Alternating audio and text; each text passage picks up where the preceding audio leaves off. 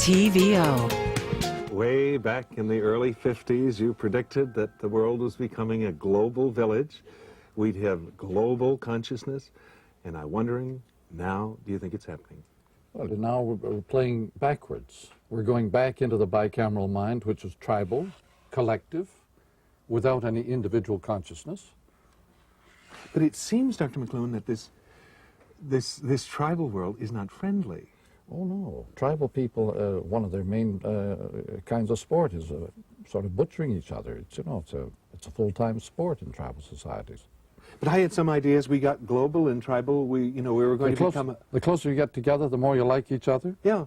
There's no evidence of that in any situation that we've ever heard of.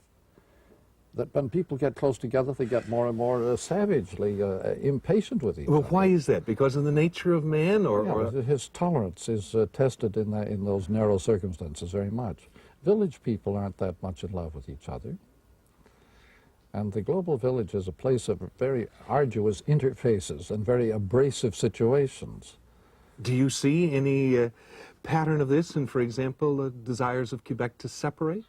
I should think that they are feeling very abrasive about the English community and about the way the American South felt about the Yankee North 100 years ago. But is it a need for space? No, it's a need for a less abrasive encounter and a little more space between the wheel and the axle.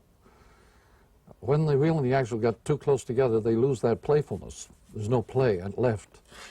And so they have to have a bit of oil, a bit of distancing from each other, and so on.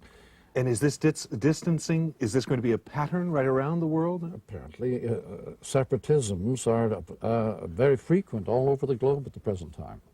Every country in the world is loaded with regionalistic, nationalistic little groups. Even Belgium has a big separatist movement.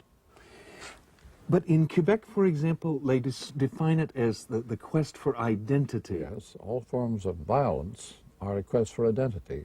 When you live out on the frontier, you have no identity. You're a nobody. Therefore, you get very tough. You have to prove that you are somebody. And so you become very violent.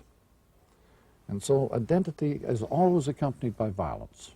Ordinary people find the need for violence as they lose their identities.